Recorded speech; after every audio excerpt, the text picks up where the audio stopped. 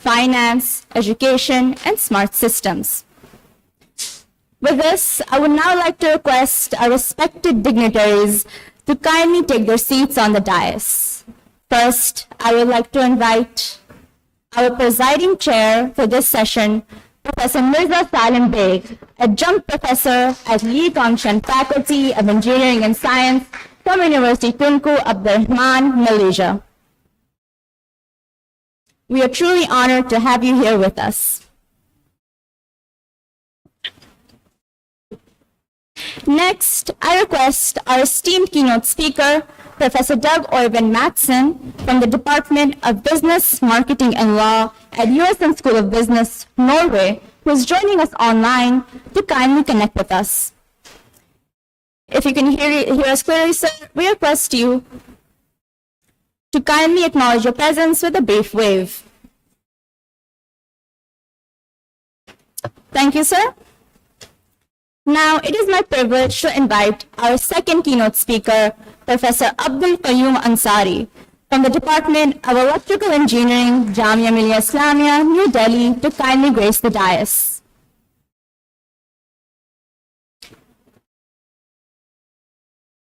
Welcome, sir.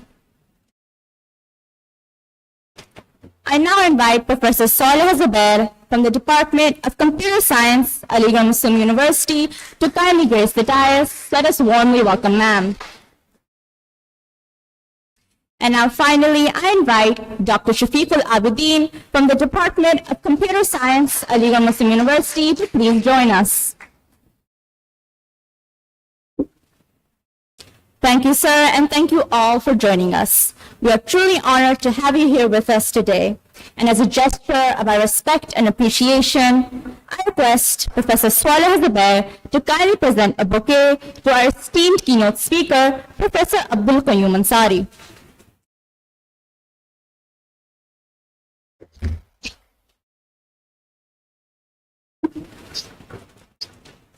I also request Dr. Shafiqul Abidin to kindly present a bouquet to our respected presiding chair, Professor Mirza Salim Beg.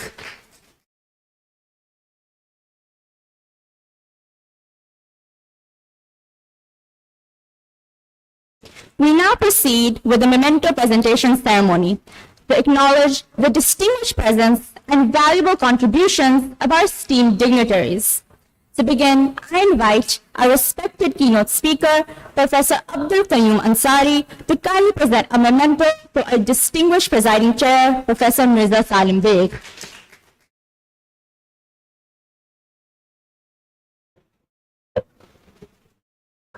We now extend this gesture to our esteemed keynote speaker, Professor Doug Oyvind Mattson, for his valuable contributions.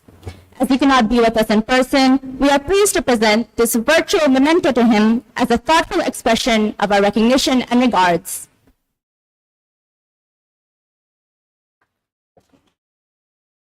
Now I invite on stage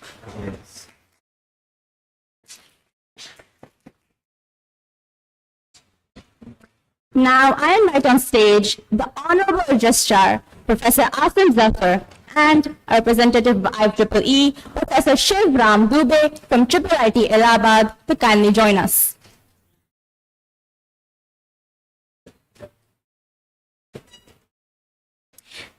As a token of our respect and gratitude, I request Professor Asim Zafar to present a bouquet to Dubey. I also request Professor Asim Zafar to present a memento to our distinguished guest, Professor Dubey, as an acknowledgement of our valuable contribution. With this, I now request Professor Saleh Zubair to kindly take over the session and move it forward.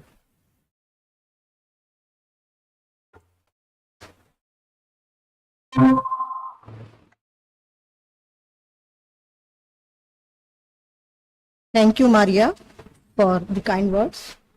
Assalamu alaikum and good afternoon to everyone. Once again, I take this opportunity to welcome you all to the first plenary session of the Second International Conference on Emerging Computational Intelligence, ICECI 2026.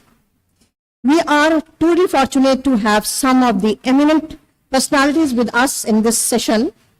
Professor Dag Owen Medson, Professor Abdul Qayyum Ansari, and our presiding chair, Professor Mirza Salim Beg. It is my great honor and privilege to introduce our first keynote speaker, Professor Dag Owen Medson, professor at the School of Business, University of Southeastern Norway. He obtained his doctorate from the Norwegian School of Economics and a master's in accounting and finance from the London School of Economics. His academic journey is further strengthened by studies at the University of Bergen in sociology and organizational behavior. His work integrates theory with practice across finance, accounting, organizational behavior, and governance. With multidisciplinary expertise encompassing accounting, finance, sociology, and organizational psychology, he brings a comprehensive perspectives to business education with a much-needed computing backdrop.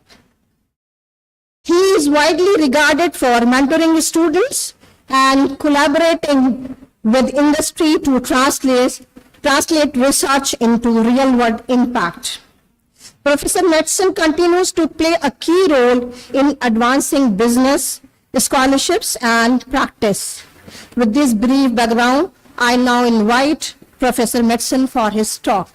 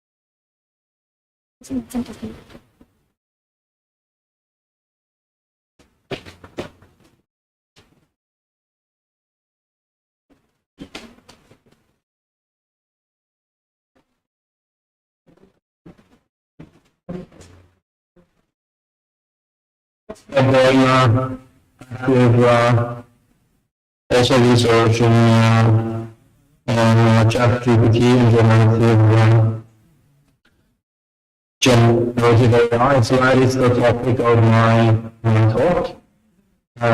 It is kind of a reflection on ChatGPT 3 years on. It was, as you know, it was introduced in end of 2022, and now we have some experience with ChatGPT and some research, you know, kind of what is going on in the world regarding ChatGPT. As you can see, the title of my talk is ChatGPT 3 years on, and lasting change. So we have kind of these tools become normalized and institutionalized, and many people have developed a dependence on ChatGPT. Many of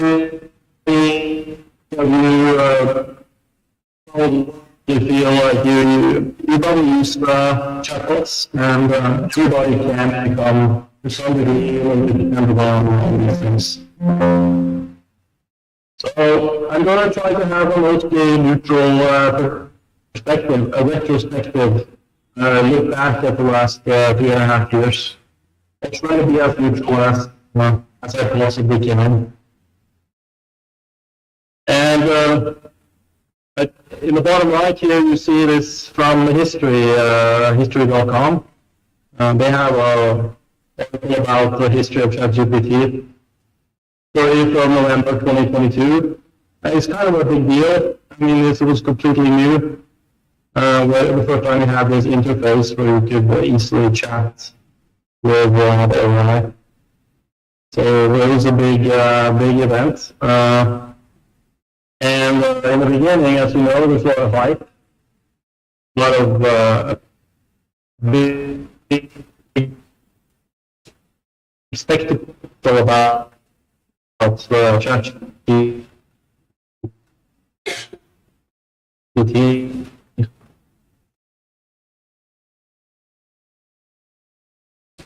Got a lot of media attention. But of course, these things have become more ordinary now. Remember,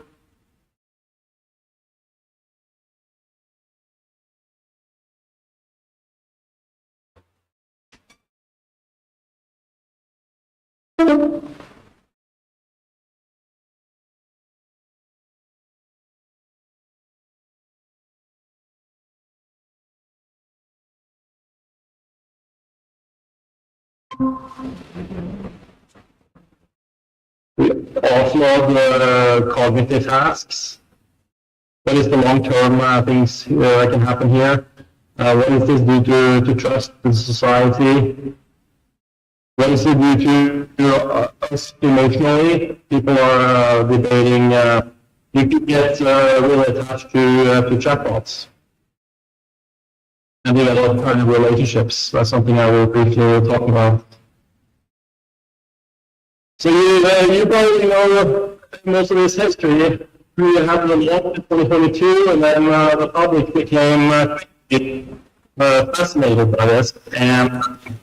But it has relatively quickly become routine kind of work in life, especially in university. Most of you probably work in universities or have spent much time in universities, and this is shaping how we work as researchers, and also how we educate students and how students are doing their work. So it has become a key part of, for example, university education. And OpenAI, they say that that's their self-reported number, but they said they had 700 million weekly users last year.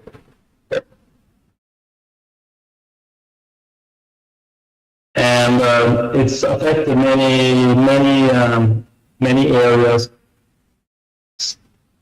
of consumer behavior, work, education, play, everyday life. And the topic of my talk is the hype, and Google trying to drum up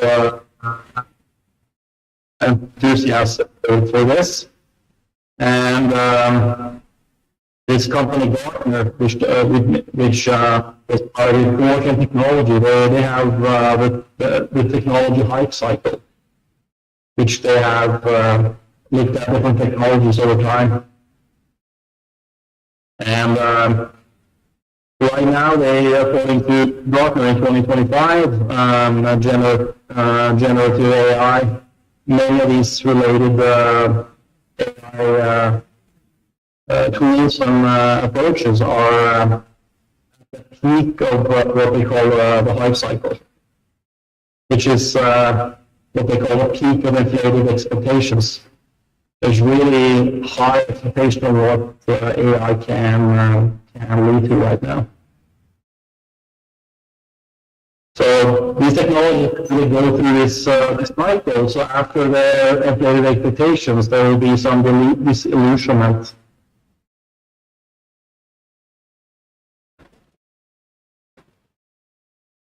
And then quickly over time, there will be what they call slope of enlightenment.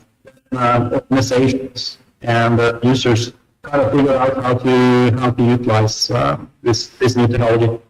And then over time, you get to a more productive use of the technology. So in the history of technology, we have seen other computers and the internet and all the things that they don't do similar cycles. where, for example, the internet, you have very high expectations in 1998 and 1999.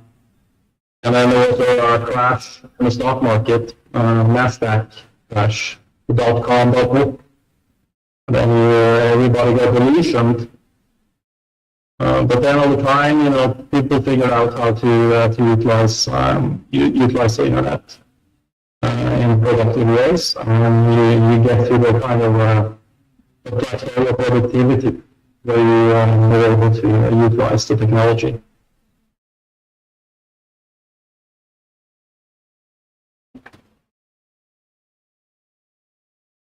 So the time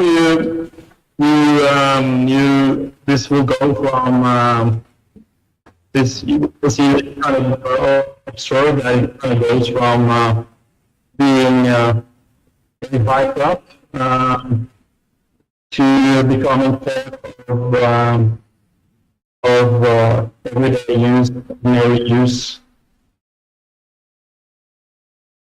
So in the beginning, a lot of people were really excited about the chatbots, but they maybe not weren't able to use them in a productive way. It takes some time before people will figure out how to utilize them productively. So when the technology becomes kind of embedded in organizational practices and everyday practices, that's when they can be more influential. And OpenAI have released reports, papers on how people use ChatGPT. Some of you might have seen that paper. It came out in last year in September, where they have looked at their internal data about how people use ChatGPT. And they see that individuals typically use it for writing, for guidance, and to seek out information. As you might have noticed, there are a lot of students that don't use Google anymore. So they will just ask the chatbot.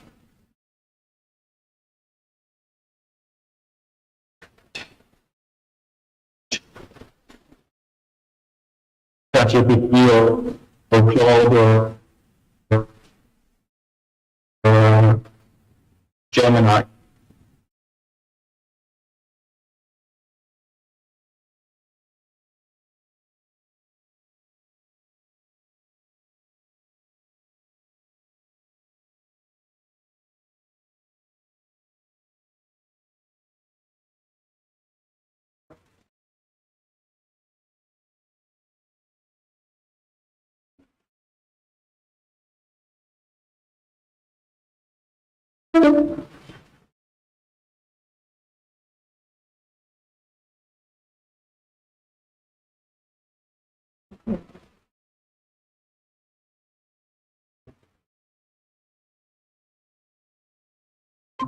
Last year, 2025, a big survey of companies that they call the State of AI in 2025.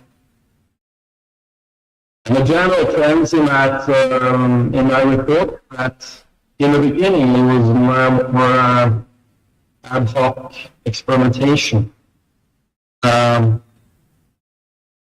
They were just playing around, they're trying to figure out this thing, but over time we see a kind of a movement towards organizations utilizing these techniques in their businesses, their workflows.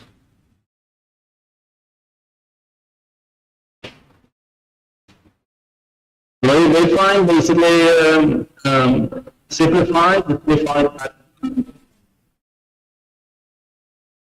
almost 9 out of 10 of the organizations that they surveyed, they use AI in one business function. But only about a third of the organizations are really using it in a more sophisticated, more advanced way. They have scaled up these AI programs to just be like simple experimentation to really embedding them in the entire organization. And we find that only 7% of the organizations have what they call like fully scaled AI programs. So there's still a lot of probably a lot of potential for organizations to develop this further. So, but of course it takes quite a while for organizations to be able to scale the AI, and there's a lot of time and resources involved in that. And then towards the end here, I'm going to just briefly talk about the benefits and risks.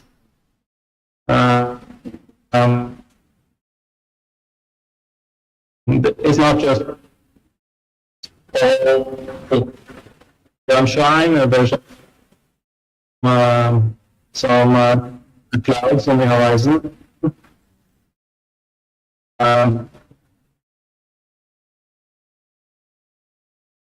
As you may know,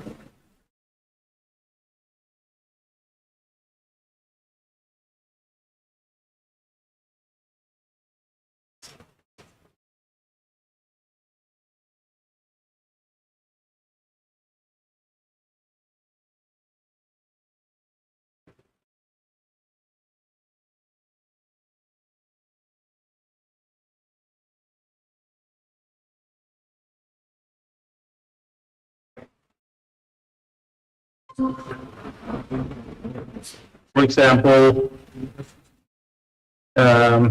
these chatbots tend to agree with you and give you a lot of compliments and things like that. So people can become kind of delusional in their use. And this MIT study here, also your brain on ChatGPT, just showing that students or especially students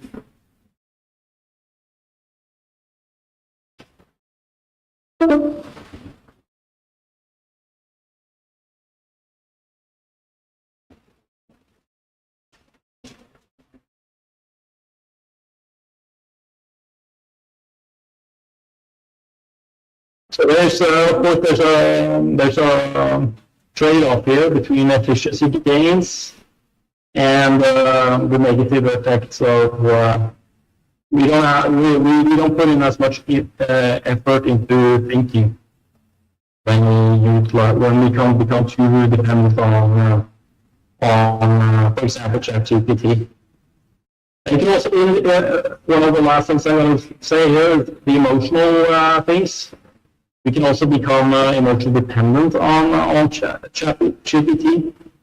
We saw that in 2025 when they retired one of the older models, the 4 model.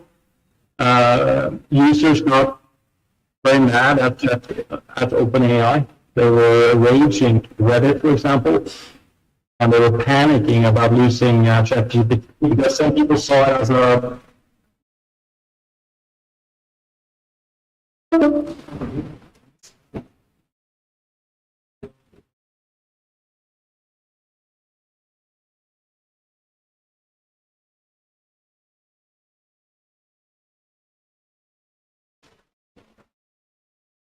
attachments to these chatbots.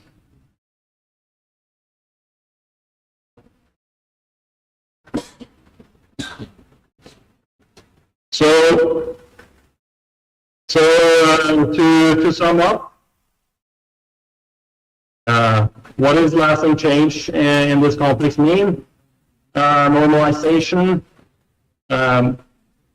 Chatbots like ChatGPT have become like a a part of knowledge work and how we solve problems today as researchers or in organizations. And then it's becoming more institutionalized. It's becoming embedded in university IT infrastructures and all these things. Educational technology, and in businesses. And then, but we also have this dependence risk. What is happening to our brains, the cognitive functions, and emotional? Are we becoming too dependent on them, both cognitively and emotionally? These are important questions because we're not going to go back. Probably, these chatbots are going to be part of life, so we have to figure out how to live with them. So that is the end of my talk. If anybody have any questions or want to have any comments, you can email me. The email address is there. I have also published some papers on ChatGPT in the last few years. For example, with Dr. Nadeem, who's in the audience. That is the connection why I got invited to talk to you. Once again, I would like to thank you for the invitation, and I hope you will have a good conference.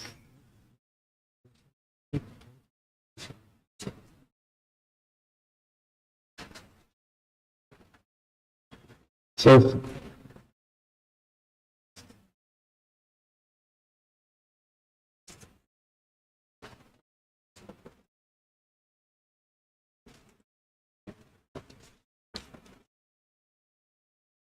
Thank you, Professor Madsen, for that truly insightful and enriching keynote. Your perspective have been deeply valuable to all of us.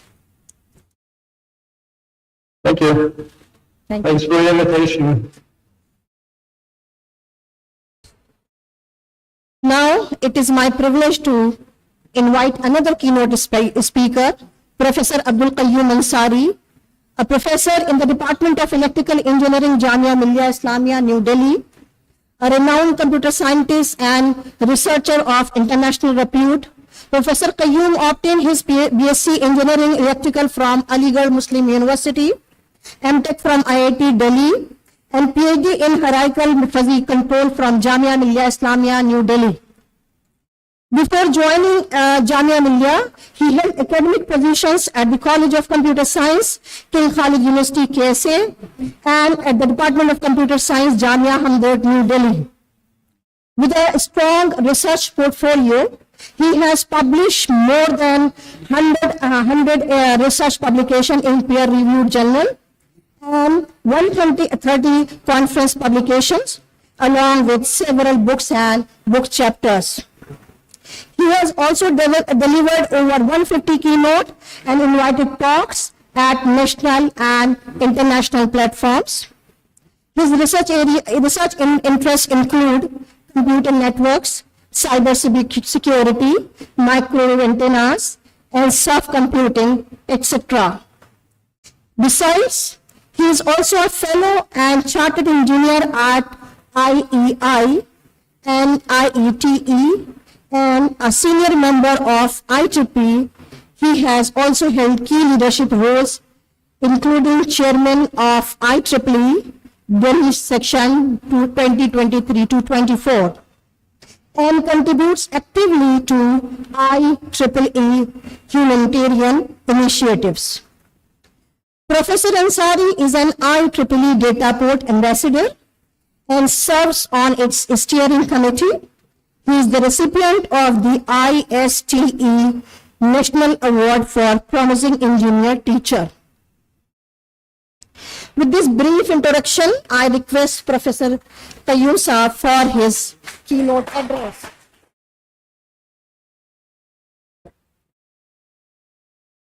This will work. Switch the slides from next. That's right. Thank you very much. So good afternoon. Nice to meet you once again, and I'm delighted to see the audience. It's a very good number, and I'm happy with this. Please be attentive. It's not a very long lecture. Of course, it can be made of any duration, but I would stick to the given time of 20 minutes. The topic might appear to be slightly complicated, which is the fuzzification to nitrosification. So it's a movement from one system to another system, which is now the ultimate logic system as on date, and a new formalism for data processing. That is what my topic is for today. You know, the two most common things we encounter, मैं दूर रह करके बोलूं? Okay. Reasoning and data. I will move faster because I have got many slides to cover, and so data decisions are very important, as it was told to you in the first session of this program. The decision of carrying an umbrella is based on the data captured from the current weather conditions. Now, how do you manipulate and interpret the data before you go out of your house will be decided by that data. If at all, the decision has to be made by a computer. So it plays an important role into day-to-day decisions. Whatever data that is perceived by us requires some reasoning process, and therefore data and reasoning are simultaneously important. A lot of research has been carried out to develop good logical reasoning strategies. Now, the evolution of logic that started from the time of Aristotle and Socrates, true and false, and the combination of true and false was even at that. So the logics were in fact introduced at that time. Okay. And then the multiple valued logic came into being after the decimal logic was already there into the market, and we had learned the representation of any value through the decimal numbers. Now the point came, if 5 is a number, about 5 also should be a number. 5 to 6 is a number. About 5 to 6 is also a number. Now, how do we interpret such, the gaps of data, such ranges of data will be discussed here in this. So the multiple valued logics also came into being to represent such situations, but they were not enough. The field attracted the attention of numerous researchers, and fuzzy logic is one of them. So fuzzy type 2 represented by Jerry Mendel. The fuzzy was propounded by Professor Lutfi Zadeh, which was just limited to either belonging to a particular set or not belonging to it. So the degree of belongingness and degree of non-belongingness exactly summed up to 1, which was the case with probability theory as well. But there were situations where this summation going to equal to 1 is not true, and that is where the multiple valued logic would come into effect. We tried to create a transistor in IIT Delhi when I was pursuing my master's program, which could give you more than 2 states, the conduction state and the cutoff state, the saturation and cutoff. So the ternary logic circuits were, we made some headway into that direction, but then we could not move further. Well, so true and false, if and then theorems were made by the classical theory, classical logic. Boolean logic came, and it found acceptance only because of the advent of the transistors, which happened in 1938, the Claude Shannon. And that Shannon is one person who, Bardeen was a partner into this development, and Bardeen received Nobel Prize twice. There are only 10 such people in the world who could receive Nobel Prize twice in their lifetime.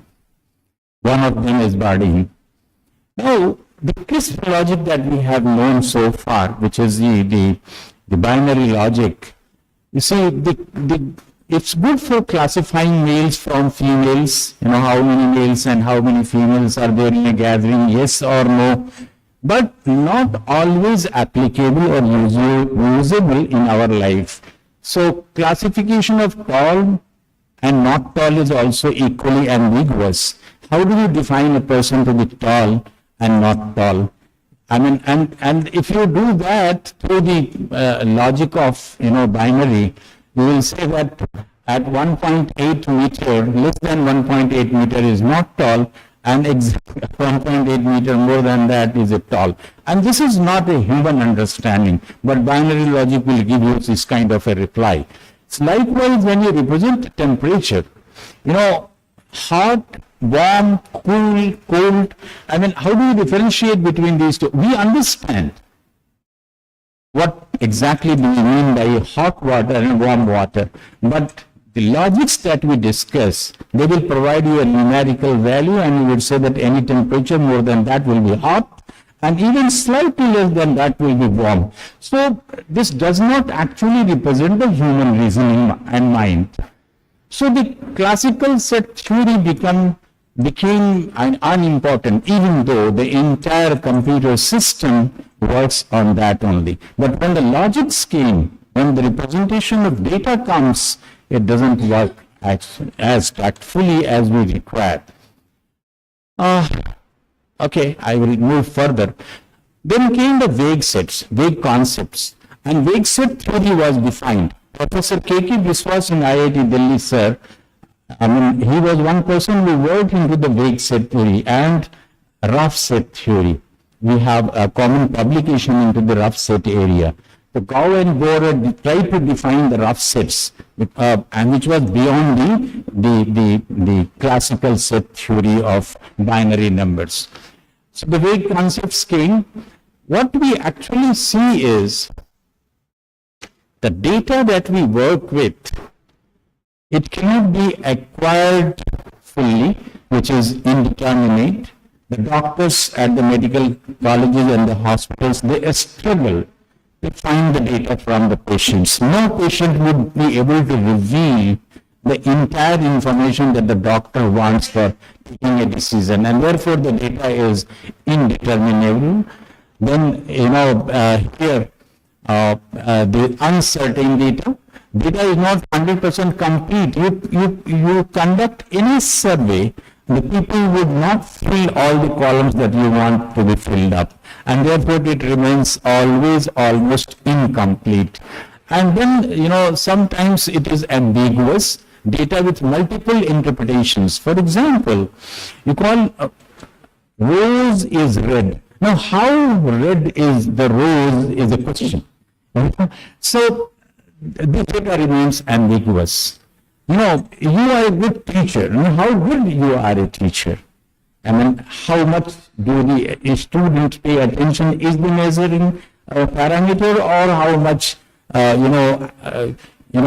regular and a disciplined, timely, content-wise. So there could be multiple parameters to make a judgment about a teacher being good or not so good. So the imperfect knowledge problem always bothered the computer scientists. So came the logics, in which the fuzzy logic, rough sets, vague sets, and intuitionistic fuzzy sets played a vital role. I will go through them one by one slowly. So, after the binary sets, Lukasiewicz in 1920 proposed that we will try to have an intermediate state also. From 1 and 0, we will have an indeterminate state which he tried to represent by half. And if there were possibilities of creating transistors which would be able to represent the three states of perfect yes, perfect no, and then indeterminacy, we would be able to work into the tertiary logic or ternary logic. So for convenience, in comparison with the standard truth value semantics, these will be interpreted as true, false, or undetermined. Then Post came. He was a scientist who proposed in 1921 that if we can have one more state of half, which is indeterminacy, why can't we have any number of values?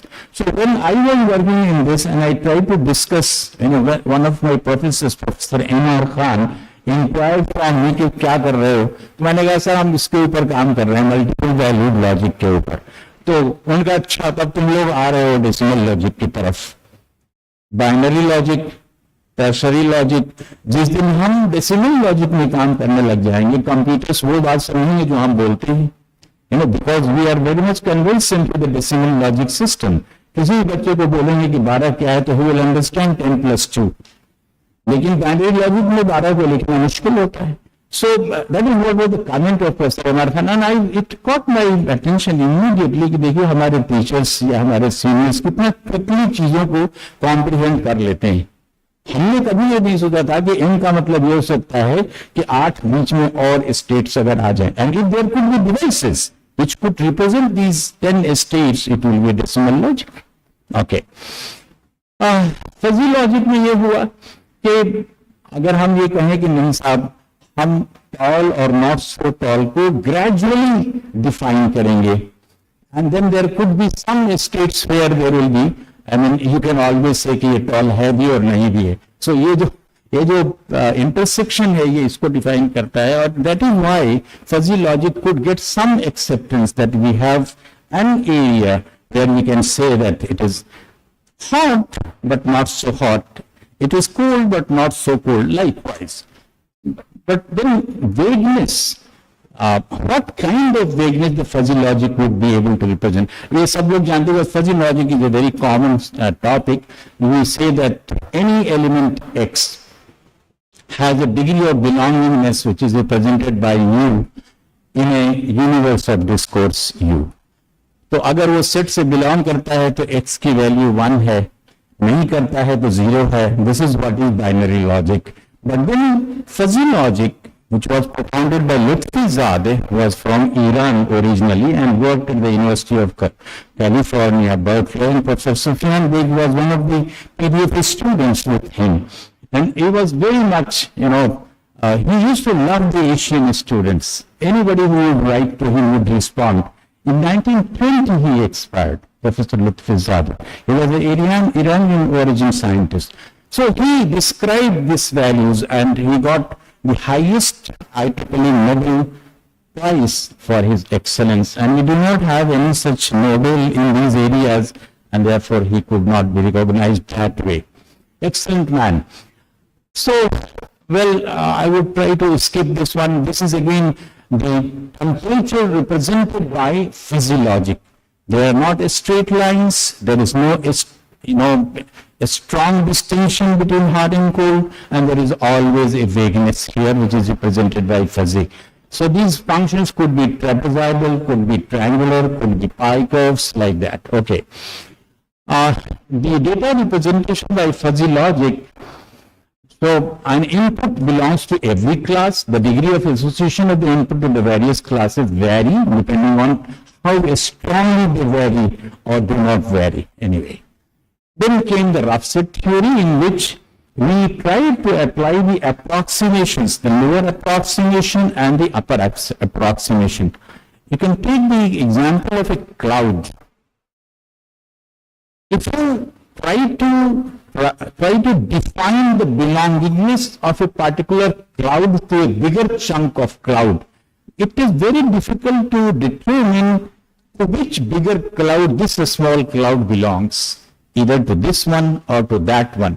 So approximations were made, lower approximation and upper approximation, and that is how the ambiguities of data, whether it belongs to this set or that set, was defined by the rough set theory, and it became a very good mathematical formulation to describe such situation, and we got into that. K.K. Biswas is a master in this area. Then came the vague set defined by Gao and Borer. So we are increasing into the level of representing the data which is not discrete in nature but has got some ambiguity, and the level of ambiguity also keeps increasing. Then came the vague set theory. We said that, okay, we will define two different functions, one for a belongingness and one for not belongingness. And the sum of the two may not necessarily be equal to 1. And that is how this mathematics also developed. So this is yet another set theory which is known as vague set theory. Then came the intuitionistic fuzzy set theory, which was defined by Atanasov of Bulgaria. Bulgaria being a communist country, he could not find very popularity among others.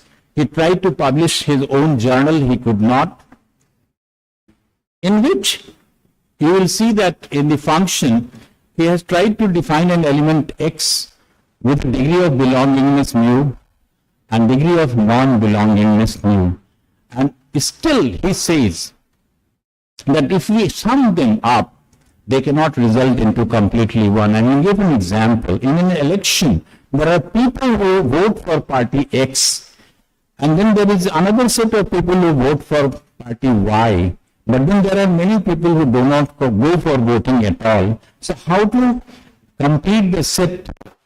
So he gave this idea of adding them so that the vagueness may be taken care of. Okay, the new logic came now.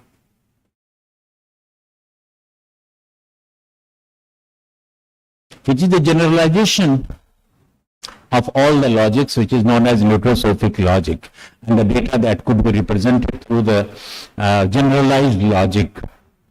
As of now, there is no other logic which has replaced this one, and therefore this remains still the master of all the logics.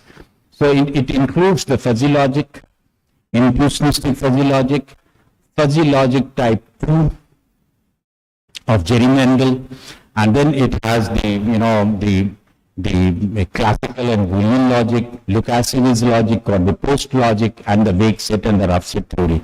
All four are inclusive into the nutrosophic logic, which says that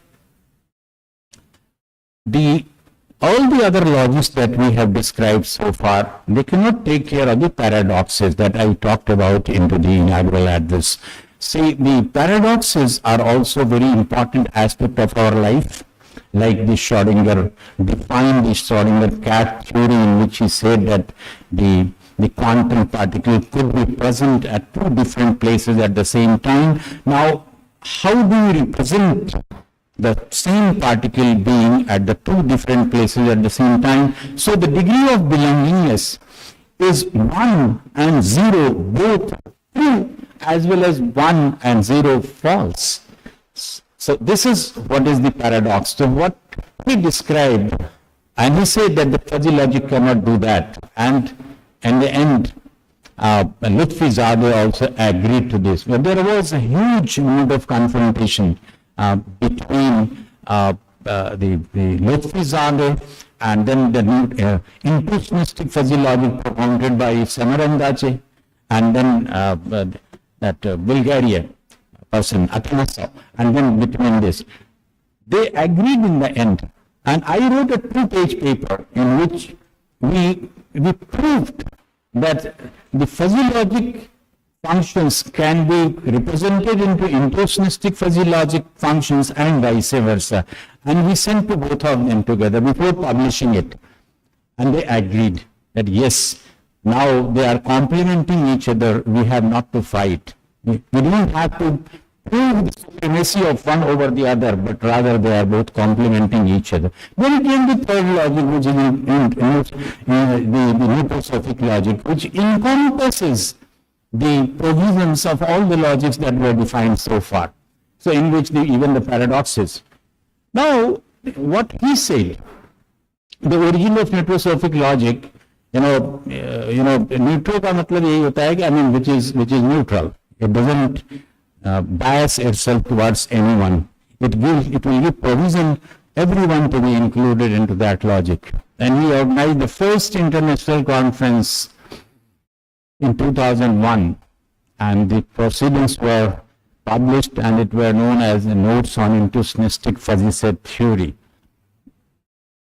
What he said, that we will define truthfulness, indeterminacy, and falsehood, 3 different things, and all the 3 can have values equal to 1, and a single particle can find a value of 1 and 0 and non-belongingness, indeterminacy at the same time. So he said that the values of these three could be even more than 1, which is represented by 1 plus, and this is wrong, this should be 0 minus. One said that, do we ever differentiate between absolute truth and relative truth, absolute falsehood and relative falsehood? If we give a value of 1 to both kind of truthfulness, I mean, this is not fair. We should have a value assigned differently to something which is absolute truth and different to something which is absolute truth. Both are truthfulness. So he said that we will assign 1 plus to something which is absolute truth. And therefore, the truthfulness as well as, and he said that now the values will be defined between 0 minus and 1 plus with open-ended bracket. Now, this is an entirely new concept. He said that the values to a given belongingness of a given element could lie between these two values. And he said that the sum of the three values, T, I and F, can be even 3 or even more than 3. So, the value of T is equal to 1. The value of F is also equal to 1, and the value of indeterminacy is also equal to 1. And sometimes if the truthfulness is absolute, it could be even 1 plus, and therefore the sum could be 3 plus. That is how we define. Now I will take you to one of the examples. So I have tried to describe those things that I have already spoken, because I do not want to take much of the time in that direction. How to represent such values which are defined by the intuitionistic fuzzy sets. So, the super of T and the infinitum of T have been defined so that they can take the values accordingly, and the sum could be even 3 plus or a 0 minus. Okay. The example of quantum mechanics is very evident. The decision of, the representation of the people, there are always a range of values which is described by any system. How do the computers take a decision about a definite value if the values given to them are into a range? I mean, this will be done through the neutrosophication and anti-neutrosophication. Tomorrow it will be decided by some values, but the data representations through these will be done through the values which we get. And these are all the examples with different values. You can go through it. I will leave the slides for you to understand. I have taken one example. Here is the case that if there are certain situations, if the indeterminacy is 0 and truth values and the falsehood values are either 0 or 1, and the total of T and F becomes 1, it becomes the Boolean data. If it is, a multiple valued logic is the truthfulness, indeterminacy and falsehood, all the three belong to 0 and 1. In between 0 and 1, it becomes a multiple valued data. And if I is equal to 0 means indeterminacy is 0 and the truthfulness and falsehood are between 0 and 1, it becomes a fuzzy data. And if the T plus I plus F, all the three become equal to 1, it becomes the intuitionistic fuzzy data. So there is an element of indeterminacy into the intuitionistic fuzzy data.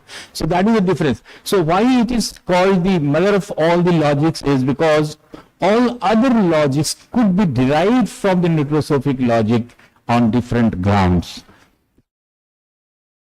So here it goes, the slide that was sent to us by Samarandachi, Florentine, and he said that neutrosophic logic is nothing but a superset of fuzzy logic, and he gave an example that if you take the example of a robo in motion and we define the rules for the robo in front of an obstacle, and you give the rules that if the distance is between this, move right, if the distance is less than this, move left, or else you go straight. And if you give the rules according to the Boolean data, the rule 1, if the distance between the robo and the obstacle is less than 10 centimeter, then steer for plus 10 degree.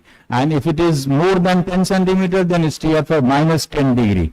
And if the distance between the robo and obstacle is 10 centimeter, then go straight forward.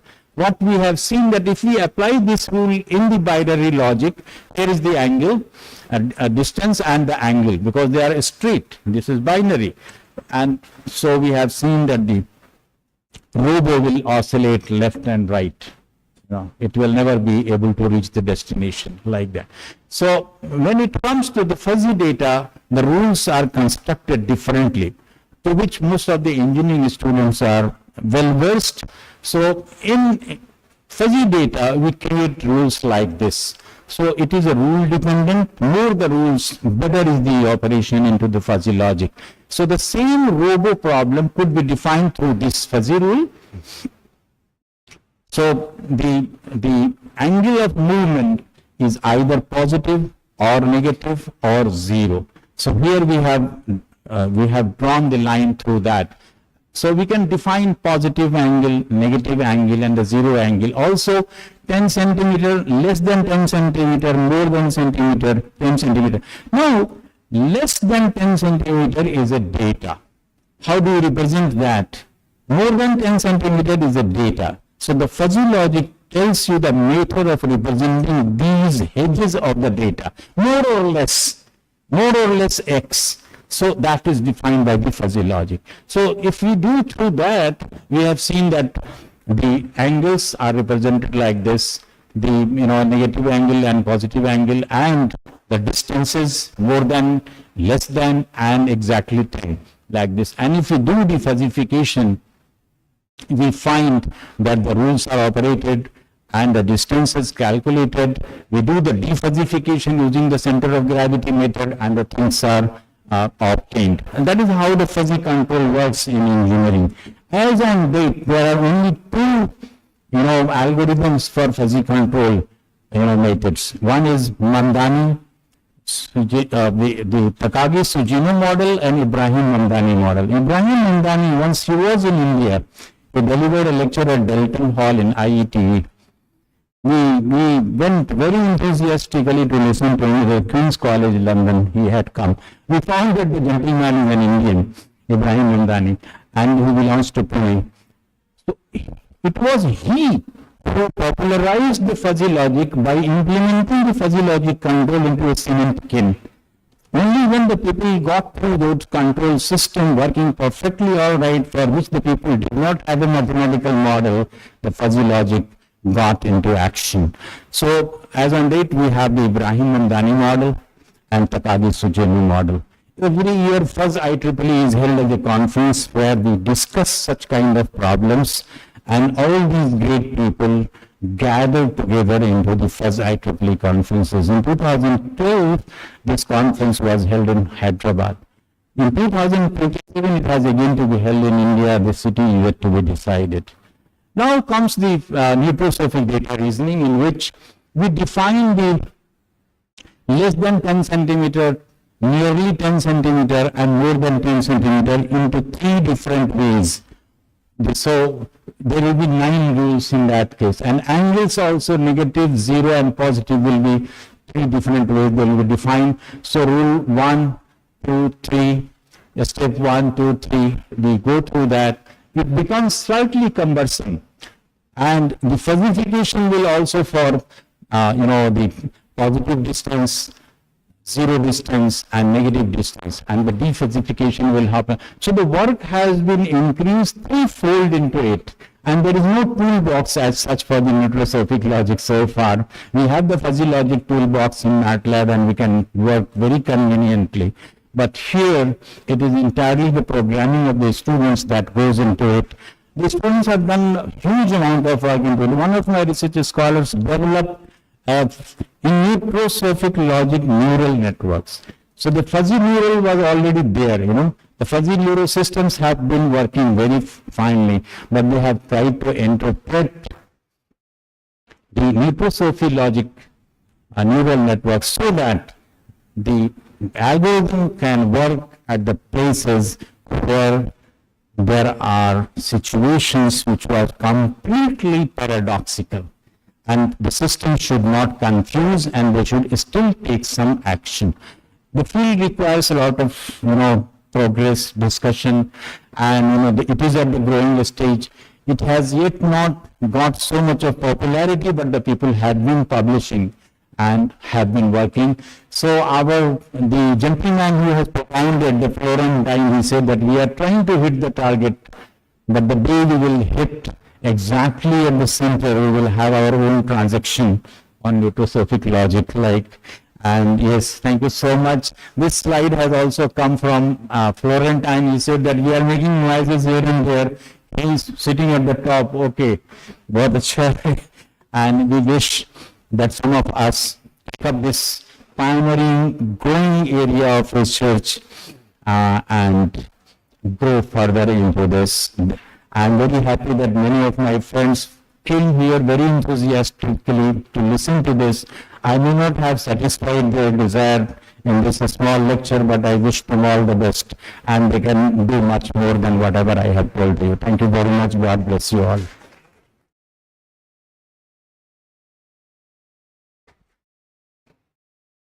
Thank you, sir, for the informative talk, giving us valuable insights on the role of nutrosophy in data processing.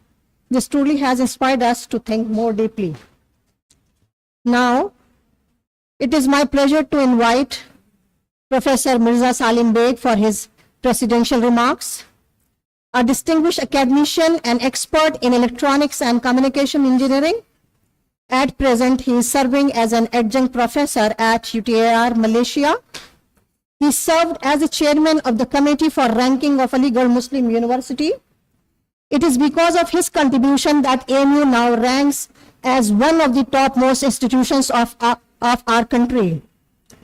Professor Beg has also served as the Dean of the Faculty of Engineering and Technology and as the Chairman of the Electronics Engineering Department. Professor Beg obtained his Master's from IISc Bangalore and PhD from Loughborough University, England. His research interest focuses on 5G, 6G mobile communications and computing, multimedia communication systems and computer networks, smart and IoT devices, etc. He has supervised more than 55 postgraduate and doctoral theses. He has also published more than 200 research publications in peer-reviewed journals, including 10 papers in IEEE transactions. Thank you, sir. Now I request sir for his presidential remarks.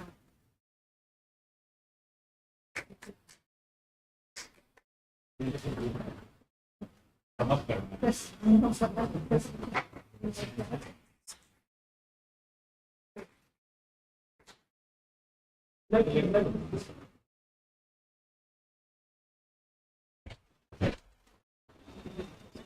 I wasn't aware of the fact that I was expected to say anything, and I'm therefore totally blank. It would have helped if it was hinted to me earlier, but never mind. As I was telling some of the students just now, and you might remember, they're saying, once a teacher, always a teacher. और एक चीज़ मैंने अभी share करी क़य्यूम साहब से, ये truth की और फॉल्सहुड की बात कर रहे थे, तो थोड़ा लाइटर मोमेंट में मैं ये बात कह रहा हूँ कि एक बड़ी अच्छी गज़ल है,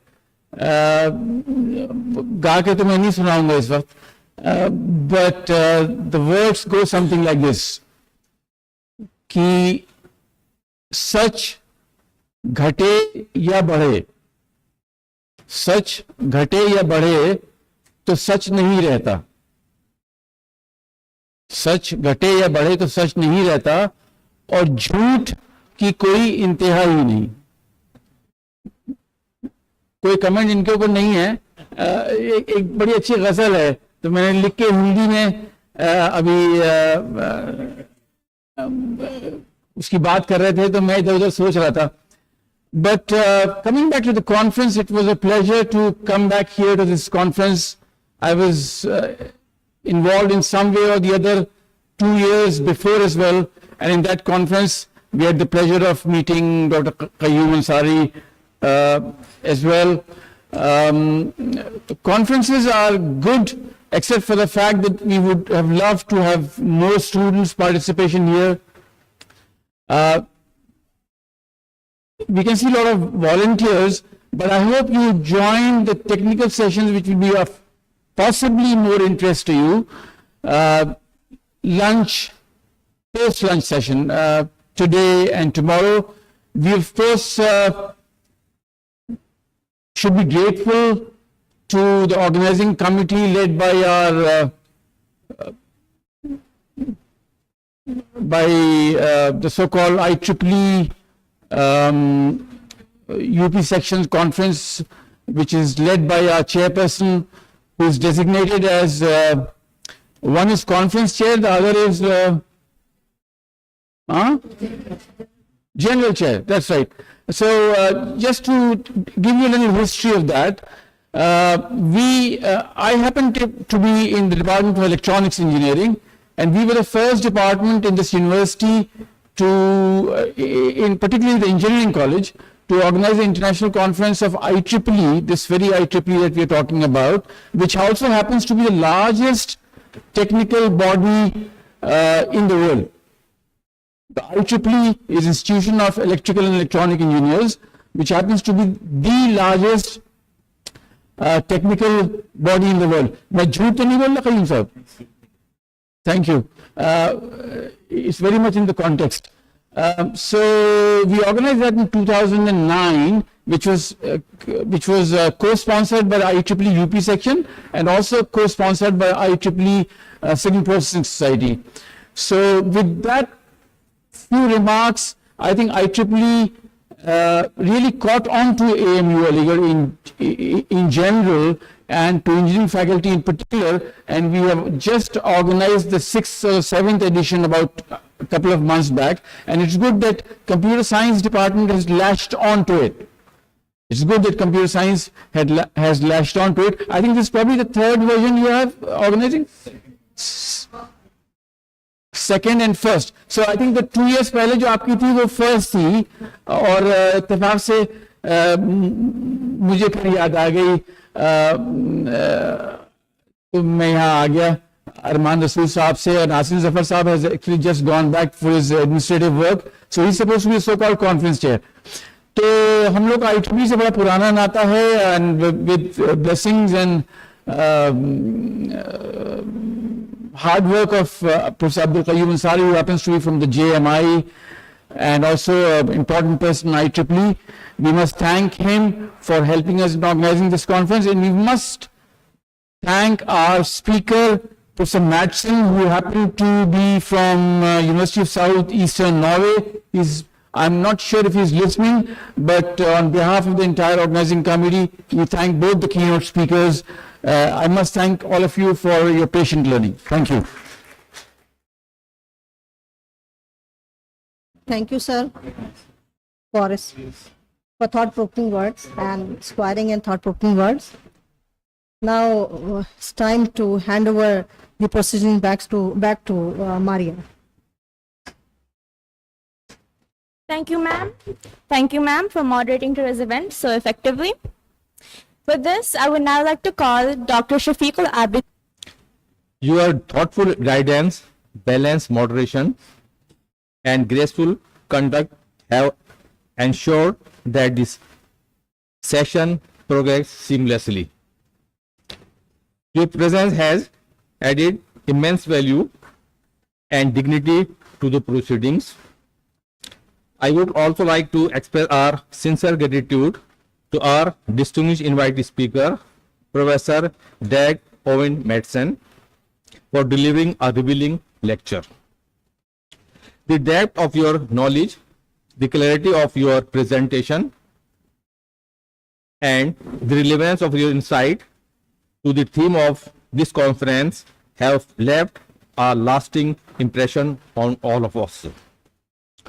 This inspiring plenary session addressed by Professor Abdul Qayyum Ansari showcased the depth of research and has set a high intellectual standard for the days to follow. I am profoundly grateful to our General Chair, Professor Arman Rasool Faridi, and the Conference Chair, Asim Zafar, for their meticulous planning, guidance, and tireless efforts behind the scene have made this international conference a successful event. I would also like to acknowledge the tireless efforts of organizing committee and the IEEE UB section for their motivation and unconditional support. A special awards of thanks goes to our energetic student volunteers, administrative staff, and technical staff. I am heartened to see strong participation from our global alumni network and student community joining us online. Your presence reflects the global reach and inclusivity of this conference. I am also honored by the presence of our distinguished guests and other attendees who have taken the time to be part of this session. We hope that this connection formed and the knowledge shared today will lead to the fruitful collaboration in the future. Before I conclude, I would like to once again express our collective gratitude to everyone who has contributed directly or indirectly to the success of this session. We also thank the Almighty for the smooth conduct of this session.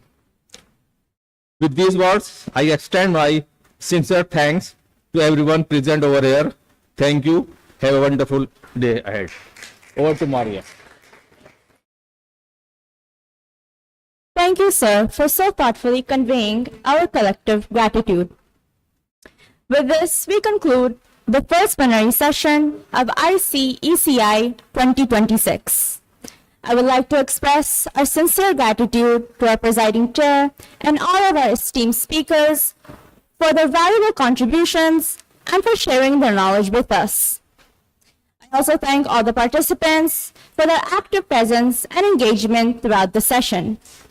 And finally, I extend my heartfelt gratitude to our dedicated team for making this session a resounding success. It has truly been an insightful and enriching experience for all of us.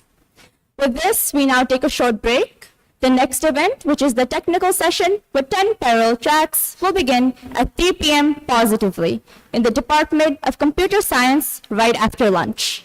I request everyone to kindly assemble on time and to proceed to your assigned rooms. Thank you. Thank you, sir. Thank you, ma'am.